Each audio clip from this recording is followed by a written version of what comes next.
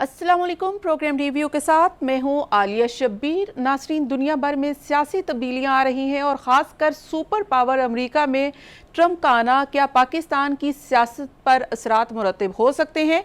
क्या पाकिस्तान में भी कोई तब्दीली आ सकती है? हुकूमत क्या ख़तरा महसूस कर रही है? हुकूमत के इत्तेहादी क्या सोच रहे हैं? हुकूमत के अहम इत्तेहादी MQM क्या सोचती है? इसी पर बात करेंगे आज के प्रोग्राम में। हमारे साथ मौजूद हैं MQM के सीनियर रहनुमा फारूक सत्तार साहब। डॉक्टर साहब, बहुत बहुत शुक्रिया मुझे ज्वाइन करने के लिए। सबसे पहले तो ये बताइएगा कि अमेरिका में ट्रंप का आना, सदर बनना, क्या पाकिस्तान की सियासत पर असरात हो सकते हैं? मेरा नहीं ये ख्याल कि पाकिस्तान पर उसके कोई ऐसे ख़ास असरात मुरतब होंगे। देखें, सदर ट्रंप का निस्बतन आसानी से सदर बन जाना और डेमोक्रेट्स जो कि एक बड़ी मजबूत पार्टी रही है उसके भी सदूर आते रहे हैं और पिछले इलेक्शन में किस तरह जो बाइडन जीते थे, लेकिन जो बाइडन ने जो ये गुज़िश्ता एक साल से, गुज़िश्ता साल अक्टूबर से जो कुछ भी गज़ा और फ़लस्तीन और फिर उसके बाद जनूबी लबनान और बैरूत में जिस तरह जुल्म और बर्बरियत का मुज़ाहरा इसराइली अफ़वाज ने किया और इसराइली हुकूमत ने जिस तरह जुल्म के पहाड़ ढाए हैं, उस पर अमेरिका में कामिला हैरिस जो कि मुखालिफ सदर की उम्मीदवार थी, सदारती उम्मीदवार थी, उनकी तरफ से बड़ी खुली सपोर्ट थी इसराइल के लिए और उनका बयानिया और जो बाइडन का बयानिया वाज़े तौर पर फ़लस्तीन को, गज़ा के मुसलमानों, ख़ास तौर पे हिज़्बुल्लाह और हमास को बहुत ज़्यादा वो कंडेम कर रहे थे और उनके लिए कोई स्पेस नहीं छोड़ रहे थे। तो मेरे ख़्याल में वहाँ के मुसलमानों ने इस मरतबा ये एका किया था कि वो कुछ भी हो सदर ट्रंप को वोट देंगे और मेरे ख्याल में मुसलमानों की अक्सरियत ने सदर ट्रंप को वोट दिए हैं। एक तो ये बात तय होगी। दूसरा ये कि देखें, वैसे भी हाउस में एक करारदाद पास हुई थी, हाउस ऑफ रिप्रेजेंटेटिव में, बाई पार्टीजन, जो कि हाउस के दोनों अतराफ़ के रिपब्लिकन्स भी और डेमोक्रेट दोनों ने मुश्तरका तौर पे पाकिस्तान के जो गुज़िश्ता इंतखाबी अमल है फरवरी 2024 का, उस पर सवाल दागा है और उसको कंट्रोवर्शियल बनाया और कहा कि वो मुतमईन नहीं है इन इंतखाबात से और सियासी जमहूरी अमल से। तो इसमें कोई डेमोक्रेट्स हो या रिपब्लिकन, उनका ख्याल वैसा ही है जैसा कि शायद PTI का है, लेकिन इसका ये मतलब थोड़ी है कि कोई इस इलेक्शन की सारी बिसात को लपेट दिया जाएगा और जो इदारे हैं वो भी कहेंगे कि हाँ ये ऐसा नहीं होना चाहिए था, ऐसा हुआ और हाँ कुछ ना कुछ तो है जिस ये नहीं होना, यानी आपके जैसे कि ख्वाजा आसिफ साहब ने ये कहा कि वहाँ पे भी एस्टैब्लिशमेंट की हुकूमत है ट्रंप के ज़रिए से, तो आप भी ये समझते हैं कि वहाँ पर भी इस्टेब्लिशमेंट का अमल दखल है? और अगर इस्टेब्लिशमेंट का है तो फिर पॉलिसी तो जो बाइडन की हो या ट्रंप की हो वो सेम रहेगी, चाहे वो फ़लस्तीन के हवाले से है या फिर पाकिस्तान के हवाले से? हाँ, लेकिन फ़लस्तीन के हवाले से पॉलिसी में ये हमारी खुशफहमी भी हो सकती है कि एक नरमी का इम्कान या गुमान ये है कि जो सदर डोनाल्ड ट्रंप है वो एंटी वॉर है, वो जंगों के ख़िलाफ़ है। वो पूरी दुनिया में चाहते हैं कि अमेरिका बिला वजह कहीं पर किसी जगह गैर ज़रूरी जो है वो शामिल ना हो, ताकि जो दुनिया की मईशत की ग्रोथ है उसमें अमेरिका अपना हिस्सा ले सके। और अमेरिका ख़ुद दुनिया का सबसे बड़ा मकरूज़ मुल्क है, ये तो उसके डॉलर की अहमियत है पूरी दुनिया में और उसकी वो करेंसी चलती है एक्सचेंज में, तो इसलिए उनकी ये बात अभी तक बनी हुई है। वरना अमेरिका का भी कर्ज़ा उनके अपने बैंकों से जो लिया गया है या इसके अलावा जो चाइना की ट्रेड में उनका डेफिसिट चल रहा है, मैं समझता हूँ कि अमेरिका बहुत संगीन माशी मसाइल से दो चार है। महंगाई, बेरोज़गारी वहाँ पर भी अपने उरूज पर है, तो उन्हें अपने मामला देखने, ना कि वो हर जगह अपनी नाक जो है वो डालते फिरे, हर जगह अपनी टांग अड़ाते फिरे। तो मेरे ख्याल में डोनाल्ड ट्रंप से शायद ये तवक्को नहीं कि वो आंख बंद करके जो है इसराइल की इस जारियत को सपोर्ट करेंगे। एक तो ये बात होगी। दूसरी बात, रूस के साथ ख़ास तौर पे ताल्लुकात डोनाल्ड ट्रंप के बहुत बेहतर और बेहतरीन हैं और वो जो एक ब्लॉक बना है रूस, चाइना, उसमें ब्राज़ील है, इंडिया है, ये ब्रिक یہ معاشی طور پر، اور اسٹریٹجیکلی اس میں پھر ترکی، ملیشیا اور اب کسی حد تک سعودی عربیہ اور یو اے بھی شامل ہے، اور ایران بھی اس میں کسی حد تک شامل ہے۔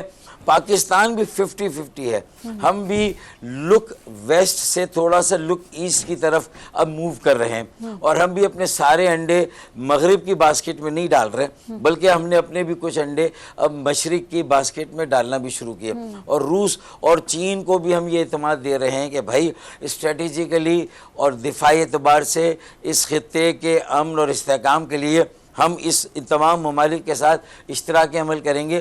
شنگھائی کوآپریشن آرگنائزیشن کی سمٹ کا یہاں ہونا، اس کا کامیاب ہونا، اس میں روس کے وزیر اعظم کا آنا، چین کے وزیر اعظم کا آنا اور انڈیا کے وزیر خارجہ کا آنا، میں سمجھتا ہوں کہ کافی سے زیادہ اس بات کا اظہار کر رہا ہے کہ کسی اور ملک کو کسی دوسرے ملک میں کس کی حکومت ہے کس کی نہیں ہے، ظاہر ہے کہ ایک اسٹیبلشمنٹ ہے، ریاست ہے اور منتخب حکومت ہے، ان کے ساتھ مل کر کام کرنا ہے۔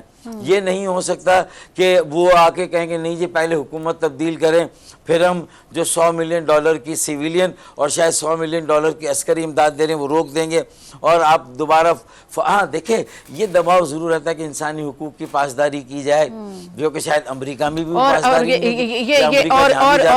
اور یہ والی انسانی حقوق سے جو بات نکلتی ہے وہ یہ ہے کہ وہاں پر بانی پی ٹی آئی کی رہائی کا معاملہ ہو سکتا ہے، کیونکہ پی ٹی آئی اس خوش فہمی میں ضرور ہے کہ لطیف کھوسہ صاحب نے جیسے کہا بھی تھا کہ اگر ٹرمپ آ گئے تو بانی پی ٹی آئی کی رہائی ہو جائے گی، تو وہ ایٹ لیسٹ انسانی حقوق کی جہاں بنیادوں پر بات ہوگی تو پھر بانی پی ٹی آئی کی رہائی ممکن ہو سکتی ہے۔ دیکھیں اب یہ کیسے ہو سکتا ہے کہ پاکستان کا صدر، پاکستان کا وزیر اعظم، پاکستان کا chief of the army staff, Pakistan کے چیف جسٹس صاحبان، وہ تو اپنے ایک جو عمل ہے عدالتی اس کے ذریعے سے وہ چیزوں کو آگے بڑھائیں، چاہے اس کی سپیڈ سلو ہو سکتی ہے، اس میں حکومت کے بھی مفاد ہو سکتے ہیں، سیاسی جماعتیں ایک دوسرے کے ساتھ اس طرح کا سلوک اور رویہ رکھتی، کوئی نئی بات نہیں ہے، ماضی میں ایسا ہوا تھا، کئی لوگ پی ایم ایل این کے جو ہے وہ گرفتار ہوئے، جھوٹے الزامات لگائے گئے، قرآن اٹھائے گئے، ان پر حلف دیا گیا، وہ سارے مقدمات جھوٹے نکلے، پھر ایک عدالتی عمل سے جو ہے وہ انصاف کے تقاضے پورے ہوتے ہیں اور بہت سارے لوگوں کی رہائی ہو جاتی ہے۔ تو میں سمجھتا ہوں کہ اگر ٹرمپ کے آ جانے سے، اور لطیف کھوسہ جیسا سینئر وکیل بھی، سینئر قانون دان بھی اور قانون ساز بھی یہ بات کرے، افسوس ہوتا ہے یہ حوالہ دینا ہی نہیں چاہیے، انہیں کہنا ہی نہیں چاہیے، انہیں کہنا چاہیے کہ ہم اپنی جنگ خود لڑ رہے ہیں، ہمیں ڈونلڈ ٹرمپ کی مدد کی ضرورت نہیں ہے، ہمیں نہ جو بائیڈن کی مدد کی ضرورت، وہ تو اس بات کے خلاف رہے ہیں، وہ تو کہتے ہیں کہ وہ جو دکھا رہے تھے وہ کیا تھا، وہ سائفر وہ امریکہ سے آیا، اس وقت بھی تو مداخلت ہوئی تھی ان کے بقول، ایک طرف امریکہ کی مداخلت سے اپنی حکومت کے ہٹائے جانے کا رونا رو رہے ہیں، اور دوسری طرف ڈونلڈ ٹرمپ کے آنے سے خوشی کے شادیانے بجا رہے ہیں کہ ہم اب ان کے بانی ریلیز ہو جائیں گے۔ ایسا نہیں ہوتا کہ کوئی صدر فون کر کے کہے کہ میاں کل صبح عمران خان کو ریلیز کر دو، تو اس طرح ملک نہیں چلتے، اس طرح نظام نہیں چلتے۔ یہ بات گوہر علی جو ہیں وہ چیئرمین، انہیں بھی معلوم ہے، اسد قیصر کو بھی معلوم ہے، عامر ڈوگر کو بھی معلوم ہے، لطیف کھوسہ کو کہنا ہی نہیں چاہیے۔ اس کے یہ اثرات ضرور ہو سکتے ہیں کہ پاکستان کی حکومت کو، پاکستان کی اسٹیبلشمنٹ کو، عدلیہ کو، ہم سب کو اصولاً پوری دنیا میں اپنے انڈیکس کو بہتر کرنے کے لیے، چاہے وہ قانون اور انصاف کا عمل ہو، عدل اور انصاف کا عمل ہو، ہمارا عدالتی عمل ہو، ہمارا حکومتی جو گورننس ہے، شفافیت ہے، ٹرانسپیرنسی ہے، یہ ساری چیزوں میں ہمارے بیجا اخراجات، اس میں آسٹیریٹی ہونی چاہیے، پیسہ کہاں پر بچانا، جو ہمارے قرضہ جات ہیں، جو 10,000 ارب روپے کا قرضہ ہر سال ہمیں واپس کرنا ہے، اور جو کہ ہماری آمدنی بچتی ہے، صوبوں کو 8,000 دینے کے بعد 10,000 بچتی ہے، وہ قرضے میں دے دی۔ اب افواج پاکستان کا خرچہ، باقی اسلام آباد اور پورے ملک کی بیوروکریسی اور حکومت کے نظم و نسق کو چلانا، اور تعمیر و ترقی کا کام، ڈیولپمنٹ، یہ سارا کا سارا پھر ہم قرضہ لے کے کرتے ہیں۔ تو ہمیں یہ ساری چیزیں دیکھنی ہے، یا ہمیں یہ دیکھنا ہے کہ کس کو رہا کرنا ہے، کس کو نہیں کرنا، اور اگر کیا اس کے رہا کرنے سے کیا سارے قرضے یہ جتنے بھی یہ معاف ہو جائیں گے، جو بیرونی ہیں، جو اندرونی قرضے ہمارے بینکوں کے۔ دیکھیں بات یہ اتنی آسان تھوڑی ہے، یہ کہنا بھی نہیں چاہیے، مجھے تو لگتا ہے تو یہ قطعی غیر سیاسی بات ہے، غیر سیاسی غیر جمہوری رویہ ہے. اس کا مطلب آپ امریکہ کو کلین چٹ دے رہے ہیں کہ وہ انسانی حقوق کا اتنا بڑا علمبردار ہے. اور ٹرمپ جو کہ شاید ان کی کچھ باتیں عمران خان کی کچھ باتوں سے ملتی ہو یا وہ تھوڑا سا ذاتی طور پر عمران خان کو پسند کرتے ہو, تو اس کا مطلب آتے ہی جو ہے وہ یہ تبدیلی آ جائے گی. خوش فہمی ہے. اور یہ ٹرمپ کے الیکشن سے پہلے سے میں تو 6 ماہ سے سن رہا ہوں, بہت سارے عام شہری حلقوں سے, عوامی حلقوں سے پی ٹی آئی والے بات کریں بس حکومت تبدیل ہونے والی ہے, بس حکومت چینج ہونے والی ہے, بس اب ہماری بات. ایسے کیسے ہو جائے گا؟ مطلب اس کی کوئی ریزن ہو, اس کی کوئی وجہ. ہاں یہ ہو سکتا ہے کہ وہ کسی اپرچونیٹی کو گریب کریں, سیز کریں اور کہیں کہ ہم مکالمہ کرنا چاہتے ہیں, بات کرنا چاہتے ہیں, اسٹیبلشمنٹ سے بھی کریں گے, منتخب حکومت سے بھی کریں گے اور ارلی الیکشن کی بات کریں. یہی پی ٹی آئی کے لیے سب سے بہتر وے آؤٹ ہے. یہ اچھا, نہیں یہ آپ نے ارلی الیکشنز کی بات کی ہے, جیسے آپ نے ارلی الیکشن کی بات کی ہے, جیسے آپ نے بات کی ہے کہ وہاں پر یہ حلقے سوچتے ہیں, کانگریس میں بھی یہ بات ہوئی ہے, چاہے وہ ڈیموکریٹ ہو چاہے پھر دوسری پارٹی ہو, یہ وہ سوچتے ہیں کہ پاکستان میں فیئر الیکشن نہیں ہوئے ہیں اور اس پر تحقیقات ہونی چاہیے. تو کیا پاکستان میں یہ کہا جا سکتا ہے کہ ایٹ لیسٹ اپنے الیکشن کے حوالے سے مطمئن کیا جائے, ان کو شفافیت کا جو ہے وہ کوئی بینچ بنا دیا جائے, کوئی جوڈیشل کمیشن بنا دیا جائے, اس کے اوپر کوئی تحقیقات کے لیے کہہ دیا جائے کہ تحقیقات ہونی چاہیے؟ دیکھیں بی اصل میں تو غیر جانبدار ادارہ تو پاکستان میں کوئی بھی نہیں رہا. ایک ادارہ دوسرے ادارے کے آمنے سامنے متصادم رہا. مقننہ عدلیہ کے سامنے کبھی عدلیہ ریاست یا اسٹیبلشمنٹ کے سامنے کبھی اسٹیبلشمنٹ مقننہ کے سامنے. تو پاکستان کی 70-75 سال کی ہسٹری رہی ہے اور اس میں بیچ میں 30 سال کے یا 35 سال کے 3 واضح مارشل لا فوجی حکومتیں رہیں. تو اس کے بعد مطلب آپ کیا سمجھتے ہیں کہ کوئی ادارہ ہے جو یہ طے کرے گا کہ یہ الیکشن شفاف تھے یا نہیں تھے؟ ٹریبیونل میں جیسے ہم گئے تھے تو ہمارے تو کیس ہی نہیں چلتے تھے. پی ٹی آئی کے تو معاملات جو انہوں نے چیلنج کیے الیکشن ٹریبیونل میں چل رہے ہیں, اور وہاں پر اگر وہ ٹائم بارڈ ہے تو وہ جو ہے وہ ڈسمس ہو رہے ہیں کیسز, یا ٹیکنیکل اس میں فلاز ہیں تو ڈسمس ہو رہے ہیں. اس کی میرٹ پہ تو ابھی بات آئے گی, اور آئے گی تو پھر طے ہوگا کہ ہاں یہ دھاندلی کے ثبوت دیے گئے.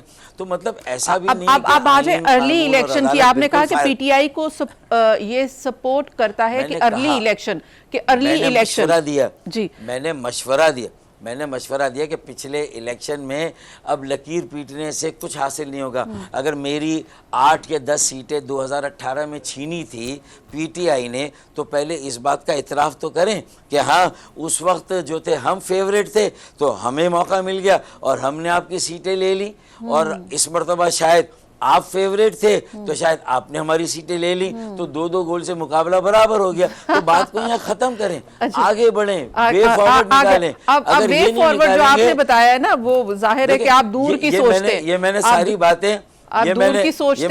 باتیں مثال دے کر گئی ہیں, مثال دے کر, ورنہ تو آئیں 2 سال کا وقفہ لیتے ہیں, کوئی بھی الیکشن نہ لڑیں, ساری حکومتیں ختم کریں کہ ایک بنگلہ دیش کی طرح ٹیکنوکریٹ حکومت. یہ مثالیں میں وے فارورڈ بنا دیں, اور 2 سال میں کمیشن یہ طے کریں ایمانداری سے کہ 2018 کا الیکشن فیئر فری تھا کیا 2024 کا الیکشن فیئر فری تھا. اگر دونوں الیکشن فیئر فری نہیں تھے تو پھر عمران خان کہے گے پرائم منسٹر تھے, پھر شہباز شریف کہے گے پرائم منسٹر. تو دیکھیں میرے خیال میں میں پیوں تو حلال اور تم پیو تو حرام, یہ نہیں چلے گا. مطلب یہ ہے کہ پھر اگر کوئی چیز حرام ہے تو سب کے لیے حرام ہے, کوئی چیز حلال ہے تو سب کے لیے حلال ہے. مطلب ایک پالیسی پہ تو آؤ نا. اگر جب نجم سیٹھی تھے الیکشن کمیشن کے میرے خیال میں کیئر ٹیکر چیف منسٹر تھے, پنجاب تھے, تو کہا تھا 4 پنکچر ہوئے تھے 2000, ہاں یاد ہے نا, 4 پنکچر ہوئے, بعد میں کہہ دیا کہ یہ سیاسی بیان ہے, جگہ جگہ پنکچر ہوئے, اور کہا کہ 4 حلقے کھولے. اچھا, اور جب ہماری جو سیٹیں چلی گئی 2018 میں تو ہم نے بھی کہا تھا 4 حلقے فاروق ستار کے, شیخ صلاح الدین کا, عبدالقادر خانزادہ کا اور خواجہ سہیل کا, 4 حلقے ہمارے بھی کھولتے. تو اس وقت نہیں کھولے, اپنے لیے 4 حلقے کھلوا رہے ہیں. تو بات تو یہ ہے نا کہ ان میں پھر آپ نے میری نظر میں تو تینوں بڑی پارٹیاں ایک جیسی ہو گئی. Status quo, adhocism, feudalism, land lords, وڈیرے, جاگیردار, پیسوں کی ریل پیل, اربوں روپے کے اشتہارات. تو people's party, P M L N اور پی ٹی آئی میں کیا فرق ہے؟ موروثی سیاست, وہی خاندانی سیاست. نوجوانوں کو استعمال کیا, نوجوانوں کو اس پہ لگا دیا سوشل میڈیا پہ, اور کتنے 35 سال سے کم عمر کے لوگ 2018 میں الیکٹ ہوئے. 2024 में कितने इलेक्ट हुए? 5% भी नौजवानों को टिकट नहीं दी। आए बात करें आगे की कि ना अगला वडेरों को अगला टिकट वजीर देंगे, ना आजम जागीरदारों को, ना भी बड़ा- नौजवान आ रहा है, इस पे मैं बात करती हूँ, लेकिन आपने अर्ली इलेक्शन की बात की है, तो यानी कि आप कोई भी बात करते हैं तो कोई ऐसे तो आपने बात नहीं की होगी, ये बात हो रही होगी कि अर्ली इलेक्शन के ऊपर बातचीत हो सकती है, चाहे वो मुज़ाकरात के ज़रिए हो रही हो या फिर ये एक बात होगी कि अगर फौरी तब्दीली नहीं है तो अर्ली इलेक्शन है, तो यानी कि ये भी हुकूमत मुद्दत पूरी नहीं करेगी। नहीं, मैंने ये कहा ही नहीं कि अर्ली इलेक्शन होने चाहिए। मैंने कहा कि पीटीआई के पास अगर कोई बेस्ट बेट है या कोई एक पॉलिटिकल एजेंडा हो सकता है तो उन्होंने कहा भाई मट्टी पाओ, बाकी सारी बातों पे इंतखाबी इस्लाहात में जो कमी रहेगी उसको पूरा करो, आए, ये पहला एजेंडा। दूसरा, कब इलेक्शन होंगे? अगर इन इलेक्शंस पर हमने इतने एतराज़ात किए हैं तो चलें तवहन करहन ना चाहते हुए हम इसे मान लेते हैं कि चले हो गया, अब आप हुकूमत हैं, आपने हल्फ उठा लिए, अदालत ने आपको हल्फ दे दिया, सब कुछ तो हो गया, सदर आ गया, सब आ गया, अभी कैसे रिवर्स गियर में तो गाड़ी नहीं जाएगी। हाँ, आगे के लिए वो ये मुतालबा करें, मैं उनका दाना दोस्त हूँ, नादान दोस्त नहीं, ना दाना दुश्मन, तो मैंने मशवरा दिया है कंसल्टेंट के तौर पे। दोस्त तो आप फीस फिर भी नहीं हुकूमत लूंगा के मैं, भी हैं, मैं- दोस्त तो फिर मैं- आप हुकूमत के भी हैं, तो ये नहीं, मशवरा हुकूमत को भी देंगे। उनका भी दाना दोस्त हूँ, इसलिए कि मैं दोनों को कहता हूँ कि वो सेंसिबली चले, सैनिटी प्रिवेल करनी चाहिए, बेटर सेंस प्रिवेल करनी चाहिए। अब पॉलिटिक्स होनी चाहिए। अब पॉलिटिकल पार्टियों को ये दावा करने की बजाय कि मैं 100% सही, तुम 100% गलत, ये नहीं हो सकता। मैं भी गलत हूँ, मैंने भी कई गलतियाँ की हैं, तुम भी गलत हो, कहीं तुमने भी किए, तुम कुछ चीज़ों में सही हो, कुछ चीज़ों में मैं भी सही हूँ। ये बात होगी तो फिर बात आगे बढ़ेगी। कोई ऐसा, अब पाकिस्तान को कैसे चलाना है, इंतखाबी इस्लाहात, इंतखाबात कैसे और कब होने चाहिए, इन सारी चीज़ों पे बात करें ना, डायलॉग करें, मकालमा करें। अगर सियासी और सियासी जमात होने का दावा करते हैं लेकिन सिर्फ खाली खुली, मतलब मैं ये कहता हूँ मैं ना मानूँ, दूसरों की बात नहीं मानूंगा और मैं जो कह रहा हूँ वो सही है, तो फिर इससे गाड़ी आगे नहीं बढ़ेगी। अभी तक आपका ख्याल है कि अभी तक आपका ख्याल है कि मैं ना मानूं की रट लगी है या कहीं बात पहुंच रही है? लगी हुई है। अच्छा, लगी हुई है। अब दूसरी तरफ मैं देखें, ना मानूं कि लगी हुई है। जी ठीक है। अच्छा, अब दूसरी तरफ देखें कि पीटीआई की आपने देखा होगा कि उनका कल का एहतजाज, कल का जलसा, और उसके बाद से उन्होंने ये कहा है कि नवंबर में किसी भी वक्त निकल सकते हैं और वो सर पे कफन बांध के निकलेंगे और अगर ना हम वापस आए तो फिर जनाजे पढ़ लें, ये सब कुछ अली मीना गंडापुर सब कर रहे हैं। तो ऐसी कोई आप देख रहे हैं कि पाकिस्तान में कोई ऐसी तहरीक चलने जा रही है और पीटीआई ऐसी तहरीक चलाने जा रही है और जिसका पर्पस और एजेंडा उनके पास सिर्फ यही है कि बानी पीटीआई को रिहा करवाना है? ऐसी कोई तहरीक चल सकती है? ऐसा माहौल है? मेरे ख्याल में पीटीआई हो सकता है कि बाकी सियासी जमातों के मुकाबले में हो सकता है कि उनके पास एक हमदर्दी की वेव है, सिंपैथी वेव है, ये मैं मान सकता हूँ। अच्छा, दूसरा ये भी मैं मान सकता हूँ कि इमरान खान का एक ऑरा या ग्लैमर हो सकता है कि अभी भी बाकी हो, लेकिन जो बहुत सारे उसके नज़रियाती लोग भी और अकाबरीन पीटीआई को इन हालात की वजह से और आगे के जो इरादे अली अमीन गंडापुर के नज़र आ रहे हैं, मैंने अली अमीन गंडापुर के एजेंडे पर उनके जो सीनियर एलिमेंट है पीटीआई के, मैंने उनको नहीं देखा कि उन्होंने एंडोर्स किया हो अली अमीन गंडापुर के एजेंडे को और कहा कि ऐसी की तैसी कम वोट में चाहे चले छोरियाँ, हमने तो इस एजेंडे पर जिसमें सिर्फ पर्सन और लीडर स्पेसिफिक होकर अगर आप कोई मूवमेंट चलाएंगे जिसमें मुल्क की मईशत का और बेड़ा गर्क करेंगे, मुल्क की जो मुल्क का माशी अमल इस वक्त थोड़ा बहुत भी है उसे भी रोक देंगे, तो मेरे ख्याल में आवाम फिर क्या समझते हैं कि आपकी उस तहरीक में आपके साथ निकल के आपके बानी को छुड़ाने के लिए आपके साथ खड़े होंगे।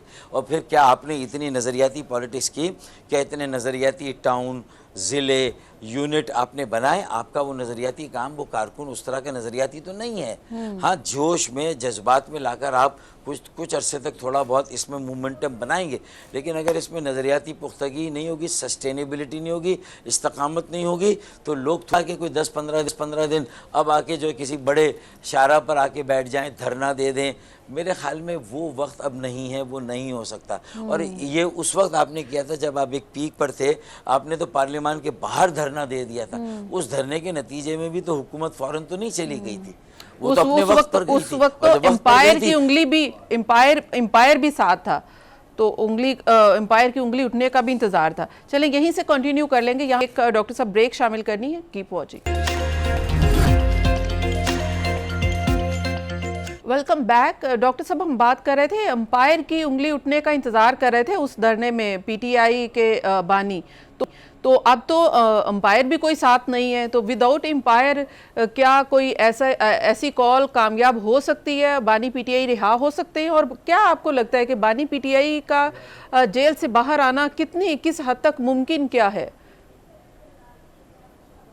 دیکھیں، بانی پی ٹی آئی بہت ساری باتوں میں ان کی، میں سمجھتا ہوں کہ ان کا اوورال نظریہ شاید جو ہے منشور، وہ سب سے زیادہ اگر کسی سیاسی جماعت سے ملتا ہے تو وہ ایم کیو ایم.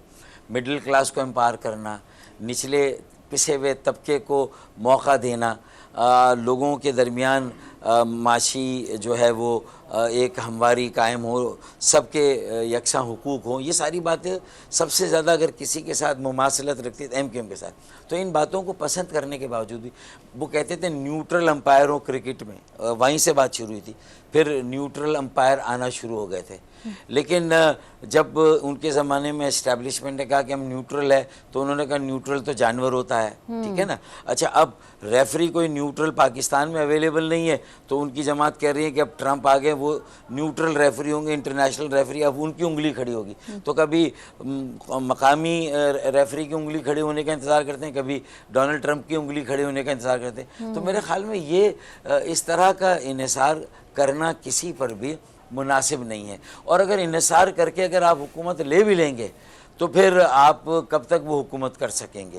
آپ کو یہ چاہیے فیصلہ کریں کہ ایسی حکومت بننی چاہیے اس ملک میں جو کہ ہر طرح کی الزام سے بالا تر ہو. انتخابات میں نہ کوئی فیسیلیٹیشن کسی کو ہی ہو، نہ کسی کو جیتنے سے روکا گیا. ہوتا یہ ہے نا کہ بھائی ایک پارٹی جیتنے والی کو شاید فیسیلیٹیشن اور سہولت ملتی ہے، اور ہارنے والی پارٹی کے پاس الزامات ہوتے ہیں کہ ہمیں روکا گیا. اچھا، اور اس میں شاید کچھ حقیقت بھی ہوتی ہوگی. تو جب دونوں ہر طرح کے تجربے ساری جماعتوں نے کر لیے، اپوزیشن کا مزہ بھی چکھ لیا، انتخابات میں جیتنے سے انہیں روکا بھی گیا، جیتنے میں سہولت بھی فراہم کی گئی، آسانی مل گئی، تو بھائی اب ساری باتوں کو تسلیم کر کے کہ یہ ہوتا رہا ہے. اب کیا کرنا ہے؟ سیاسی جماعتوں کے درمیان کوئی قومی ایجنڈا ہے؟ کوئی آپس میں سر جوڑ کر سب جماعتیں بیٹھیں گی، یہ باتیں کریں گے تو میں سمجھتا ہوں وہ اسٹیٹسمین بنیں گے. اب وزیر اعظم بننے کا دور چلا گیا. اب وہ وزیر اعظم اس ملک کو سوٹ کرے گا جو اسٹیٹسمین بنے، جو اسٹیٹسمین شپ اور وہ بات کریں جو اس ملک کی ریاست کی فلاح بہبود کے لیے 25 کروڑ عوام کے ایجنڈے، مہنگائی، بے روزگاری کو، جو ان کا بجلی کا بحران ہے اس کی قیمتوں کو کم کرنا، گیس کی لوڈ شیڈنگ، اس کی قیمتیں جو اوپر جا رہی ہیں، پھر اس کے علاوہ بے روزگاری جس طرح کی ہے، یہ ساری چیزیں نہیں کریں گے. بلدیاتی، شہری، مقامی اداروں کو اختیارات ملنے چاہیے، وسائل ملنے اس چاہیے. کے اوپر ایم کیو ایم کی اسٹرگل موجود ہے، اس کے اوپر میں بات کرتی ہوں. لیکن دوسری طرف میرا یہ سوال یہ تھا کہ پی ٹی آئی کی موجودہ قیادت، ایک تو ظاہر ہے کہ بانی پی ٹی آئی جیل میں ہے، اور وہ آپ نے کہا کہ وہ تو اب اس پہ لگے ہیں کہ ڈٹے ہوئے ہیں. دوسری طرف موجودہ قیادت ہے، وہ کیا رائے رکھتی ہے؟ آپ پارلیمنٹ میں ان کے ساتھ اٹھتے بیٹھتے ہوں گے، اور وہ اپوزیشن میں تو ضرور ہیں لیکن پھر بھی ملاقاتیں ہوتی ہیں. بیہائنڈ دا سین کیا گوسپ ہوتی ہے؟ ان کی رائے کیا ہوتی ہے کہ وہ کیا سوچتے ہیں کہ کیا ایجنڈا ہونا چاہیے، کس طرح سے آگے چلنا چاہیے؟ دیکھیں، ان کے بہت سارے لوگ بالکل اس بات کے حق میں ہے کہ ایک مسلسل مکالمے کا، ڈائیلاگ کا عمل قائم ہونا چاہیے، اور اس کے ذریعے سے بات کسی نتیجے تک پہنچنی چاہیے. اور ملک کو اس بحران سے نکالنے کے لیے جو سیاسی بھی اور معاشی بحران تو انتہائی سنگین بحران ہے، اس سے نکالنے کے لیے اپوزیشن کا بھی ایک رول ہے، اور وہ رول اسے ملنا چاہیے. تو میرے خیال میں مکالمے کے بغیر، بات چیت کے بغیر صرف ضد اور انا سے یہ مسائل حل نہیں ہوں گے. اور بڑی بڑھ مار کے، بڑے دعوے کر کے، لوگوں کو جذباتی کر کے، بغیر کسی تیاری کے انہیں سڑکوں پر لانا اور جو توانائی، جو انرجی، جو پوٹینشل ہے اسے اسی طرح ضائع کر دینا، میرے خیال میں تھوڑا سا ایم کیو ایم کی 35 سالہ جدوجہد سے کچھ سبق سیکھنا چاہیے پی ٹی آئی کو اور اس کے بانی عمران خان کو، اور ان کے جو ذرا شدت پسند عناصر ہیں، جو ذرا شدت پسندی کی سیاست کر رہے ہیں. مثلا میں نہیں کہہ رہا کہ وائلنس کی کر رہے ہیں، لیکن ذرا ان کے نظریے سخت گیر موقف ہے، تو اس میں تھوڑی سی نرمی ہونی چاہیے. جی بالکل ڈاکٹر صاحب، میں بات کرتی ہوں کہ بلدیاتی نظام کے حوالے سے ایم کیو ایم کی بڑی سٹرگل ہے اور ابھی جاری بھی ہے، لیکن اس سے پہلے ایک سوال یہ ہے کہ اگلے وزیر اعظم کا ابھی سے پتہ چل گیا، اور پیپلز پارٹی یہ دعویٰ کر رہی ہے کہ بلاول بھٹو نوجوان کی، آپ نے بات کی تھی، نوجوان وزیر اعظم ہوگا. تو ایسا ہے کہ کیا بلاول صاحب پہلے سے ڈیسائیڈ ہے بلاول بھٹو وزیر اعظم بننے جا رہے ہیں اگلے الیکشن میں؟ دیکھیں، ہماری دعا اور خواہش تو یہ ہے کہ پاکستان میں بھی کوئی ایسا سیاسی انقلاب آئے کہ اور نظریاتی سیاست ہو کہ ایک ایسا نوجوان جو کہ 35 سال سے بھی کم عمر کا ہو یا 40 سال سے کم از کم عمر کا جوان ہو، اور وہ مڈل کلاس ہو، نہ وہ بڑا زمیندار ہو، نہ بڑا وڈیرا ہو، اور کوئی بہت بڑا سرمایہ دار بھی نہ ہو، اور موروثی سیاست کا علم بردار بھی نہ ہو، یا جو ہے وہ موروثی سیاست کا جانشین بھی نہ ہو، تو میرے خیال میں تبدیلی جو ہے وہ اسے کہیں گے کہ اصل تبدیلی یہ ہے پاکستان میں اگر ایسا ہو تو. لیکن اگر بلاول بھٹو اسپائر کر رہے ہیں تو ان کا رائٹ ہے، پیپلز پارٹی اگر چاہتی ہے کہ آگے ایسا ہو تو یہ ان کا رائٹ ہے. لیکن ان کو ایک بات ہم نے کہی ہے کہ اتنے منقسم سندھ، اتنے پولرائز سندھ، جہاں کہ دو بڑی لسانی اکائیاں اور سیاسی جماعتیں آپس میں کوئی مشترکہ ایجنڈا نہیں رکھتے، اور کراچی کو لاوارث چھوڑا ہوا ہے گزشتہ 15 سالوں سے. جس طرح ایک کرمنلی مجرمانہ غفلت کا مظاہرہ کیا گیا، 15 سالوں میں ایک اضافی بوند پانی نہیں دیا پیپلز پارٹی نے. جو ہمارے حصے کی 40% کی اول تو کوٹا سسٹم کہیں نہیں ہے تو سندھ میں ہے، تو شہری سندھ کی نوکریاں ان کو نہیں دی، وہ بھی نوکریاں جعلی ڈومیسائل والوں کو دی گئی. تو بہت ساری ایسی باتیں جس کو صحیح کرنے کے ساتھ پھر یہ جو بلدیاتی اختیارات اور وسائل ہیں، اس کے اوپر بھی پیپلز پارٹی کا ابھی پیپلز پارٹی کا اور ایم کیو ایم کا اس کے اوپر وہ ایسے ہی ہے کہ زمین اور آسمان والا پوائنٹ آف ویو ہے کہ بالکل ڈیفرنٹ ہے. ہاں، لیکن زمین اور آسمان بھی تو کہیں ملتے تو ہے ہی نا، نظر تو آتے ہیں نا کہ مل رہے ہیں کہیں نہ کہیں.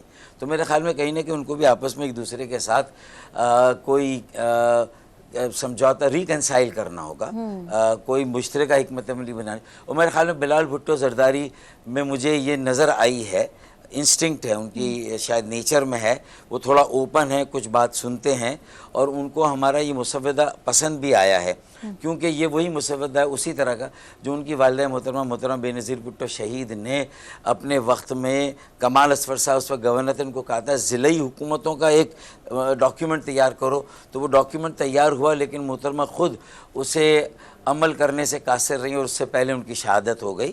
اللہ تعالیٰ ان کی مغفرت کرے.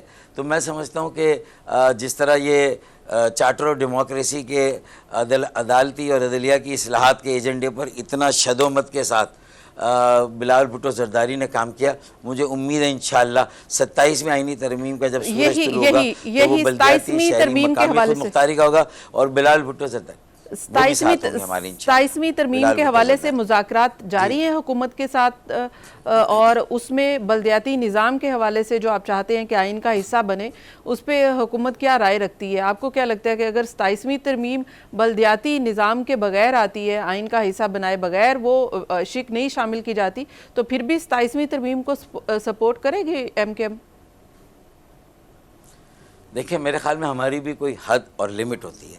ہم نے بہت بھرپور یقین دہانی حاصل کی پی ایم ایل این سے، مفاہمتی یادداشت میں ان کے دستخط ہیں کہ وہ 100% پوری طرح سے ہمارے اس مسودے کی آئینی ترمیم کا ہے، جس میں بلدیاتی اختیارات، وسائل اور فیصلہ کرنے کی جو فیصلہ سازی اس کو نچلی سطح تک دینا چاہتے ہیں، اور صوبائی خود مختاری کے بعد اب مقامی شہری خود مختاری کے مکمل حق میں ہے، تو میرے خیال میں اسی کے بعد ہم نے 26ویں ترمیم کو پر ان کا ساتھ دیا، اور مجھے امید ہے کہ 27ویں ترمیم میں کچھ اور بھلے شامل ہو، لیکن وہ یہ جو بلدیاتی اختیارات وسائل مقامی شہری خود مختاری کے بغیر جو ہے نہیں ہوگی. اگر ہوگی تو ایم کیو ایم جو ہے وہ اس کے ساتھ نہیں ہوگی. پھر ایم کیو ایم ساتھ نہیں ہوگی. پیپلز پارٹی کے ایم کیو ایم کے ساتھ ابھی کیسے تعلقات ہیں؟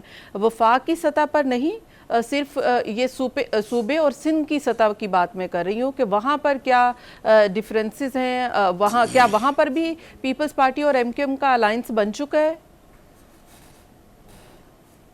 دیکھیں، دشمنی نہیں ہے، سب سے پہلی بات کٹی ہے، دوستی کرنے کے ہم خواہاں ہیں، ان کے ساتھ مل کر کام کرنے کے لیے تیار ہے. ان کو یہ باور کرانا چاہتے ہیں کہ وزیر اعظم اگر بننے کے لیے وہ پر تول رہے ہیں بلال بھٹو زرداری، تو اس کے لیے کراچی کا ان کے ساتھ ہر حال میں ہونا لازمی ہے، اور اس کے لیے باہمی عزت اور احترام کا قائم ہونا، ایک دوسرے کو موقع دینا، سننا، ایک دوسرے کی جو اجتماعی جو ایک دوسرے کی کانسٹیٹیونسیز کے ووٹرز کے عوام کے مسائل ہیں ان پر توجہ دینا، اور اس کے لیے انصاف کرنا کہ 95% سندھ کا بجٹ جو ہے وہ ریونیو کراچی سے آتا ہے، 90 سے 95%. اچھا ڈاکٹر صاحب، جیسے کہ ظاہر ہے کہ ابھی بھی پروگرام کے دوران بھی کئی بار لائٹ گئی ہے، اور کہ الیکٹرک کے مسائل اپنی جگہ کے ہیں، صاف پانی کے مسائل اپنی جگہ پہ ہیں، کراچی کے سیوریج کے مسائل اپنی جگہ پہ. مرتضی وہاب صاحب جو کہ میئر ہے کراچی، وہ بڑا دعویٰ کر رہے ہیں کہ دیکھیے گا کہ جب جائیں گے تو کراچی پتہ نہیں وہ بھی لاہور کی طرح پیرس بنانا چاہ رہے ہیں، کہ وہ کچھ ایسا نظام وہاں پر دے کے جائیں گے. آپ مطمئن ہیں مرتضی وہاب ایز اے میئر وہ صحیح ڈیلیور کر رہے ہیں؟ دیکھیں، پہلی بات تو یہ کہ جب حلقہ بندیوں میں ہی ٹیلرنگ کی گئی ہو نا، اس کے درزی نے ان کی مرضی کے حلقے بنائے جو پیپلز پارٹی کے، 90,000 پہ ہمارے حلقے یو سی، اور ان کا یو سی کا حلقہ 15,000 پہ. تو یہ تو برابری کا، یہ تو ایون ہینڈیڈ، یہ تو مقابلہ ہوا ہی نہیں، ایون ہینڈیڈ. تو اس کا مطلب یہ کہ وہ تو ان کو اپنا میئر لانا تھا، تو وہ جب جائیں گے تو پیرس بنائے، لنڈن بنائے، لیکن انہوں نے یہ بات بھی کہنی ہے کہ جب وہ جائیں گے تو یہ جن کی امانت ہے اور جس کی امانت ہے، یہ کراچی والوں کی امانت ہے، وہ کراچی والوں کو سونپ کر جائیں گے انشاءاللہ. تو مجھے امید ہے کہ 50 سیٹیں جو بعد میں پیپلز پارٹی نے الیکشن کے بعد بڑھائیں، وہ ایم کیو ایم کے ڈسٹرکٹ سینٹرل کی ہے، اور ڈسٹرکٹ ایسٹ کی ہے، اور ڈسٹرکٹ ویسٹ کی اور کورنگی کی ہے. تو پھر انشاءاللہ تعالی دودھ کا دودھ اور پانی کا پانی ہو جائے گا، اور ایک بار پھر انشاءاللہ تعالی اگلے بلدیاتی انتخابات میں ایم کیو ایم کا میئر منتخب ہوگا. بہت بہت شکریہ ڈاکٹر فاروق ستار صاحب، جس طرح سے کراچی کے لیے آواز اٹھاتی ہے، بلدیاتی انتخابات ہوں یا پھر کراچی کے مسائل ہوں، یقیناً ایم کیو ایم کا ایک بڑا سٹیک ہے وہاں پر، اور سیاسی جماعت ہونے کی حیثیت سے جو ان کو ووٹ ملتا ہے کہ وہ حق ادا کرتے ہیں یقیناً، اور ہونا بھی ایسے ہی چاہیے. لیکن جو ڈاکٹر فاروق ستار صاحب نے وفاق کی سطح پر بات کی ہے وہ بڑی امپورٹنٹ ہے، وہ کلوزنگ نوٹ ہے. انہوں نے بات کی ہے کہ ارلی الیکشن کے اوپر پی ٹی آئی کو سوچنا چاہیے یا پھر قومی ایجنڈے کے اوپر بات ہونی چاہیے. تو یہ دو آپشنز ہیں جس کے اوپر مذاکرات اور بات چیت ہو سکتی ہے. اگر اتحادی یہ سوچ رہے ہیں تو ظاہر ہے کہ حکومتی حلقوں میں یہ باتیں ہو رہی ہوں گی یقیناً، تو اسی کے اوپر بات چیت ہو رہی ہے. یہ ایک سیاسی اور مفاہمتی عمل کے ذریعے ہی یہ معاملات حل ہو سکتے ہیں، تو یقیناً ایسا ہی ہونا چاہیے. ڈاکٹر فاروق ستار صاحب بہت بہت شکریہ. دیٹس آل، مجھے دیجیے اجازت. اللہ حافظ.